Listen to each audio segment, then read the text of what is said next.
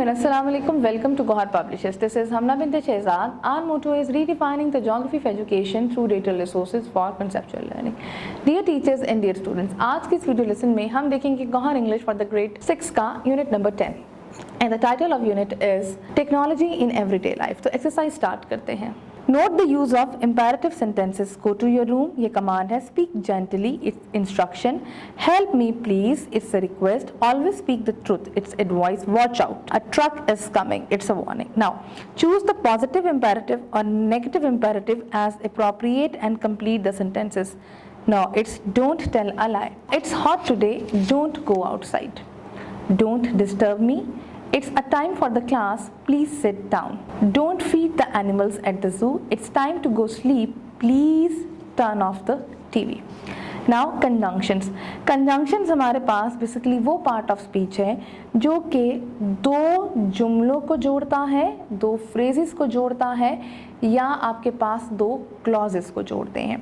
अब कंजंक्शंस हमारे पास दो तरह की होती हैं. एक कोऑर्डिनेटिंग कंजंक्शंस होती हैं, एक हमारे पास सब ऑर्डिनेटिंग क्वेश्चंस होती हैं. कोऑर्डिनेटिंग कंजंक्शंस वो वाली कंजंक्शंस होती हैं जो कि आपके दो एक जैसे जुमलों को जोड़ती हैं. जैसे कि for example, Tahir is a good bowler and Babar is a good batsman. The boy can play cricket or they can sit in the classroom. My grandmother is old but she is healthy. He is poor yet he is honest. She does not live near the mountains nor does she live near the sea. I was hungry so I ate a satisfying meal. तो basically coordinating conjunctions को याद करने का मैं आपको एक acronym, एक formula देती हूँ. आपने दो वर्ड्स याद रखने हैं, फैन बॉयज. एफ क्या हुआ? For, A and, N nor, B but, O or, Y yet, and s so. तो there are basically 7 coordinating conjunctions. 7 है और याद करने का क्या आपने फॉर्मूला रखना है? Fan boys, for, and, nor, but, और, yet, so. इसी तरीके से दूसरे हमारे पास होते हैं हमारे सब ऑर्डिनेटिंग कंजंक्शन. सब ऑर्डिनेटिंग कंजंक्शंस हमारे पास वो वाले कंजंक्शंस होते हैं जो कि दो क्लॉजेस को जोड़ते हैं. इनमें से एक हमारे पास इंडिपेंडेंट क्लॉज होता है और दूसरा डिपेंडेंट क्लॉज होता है.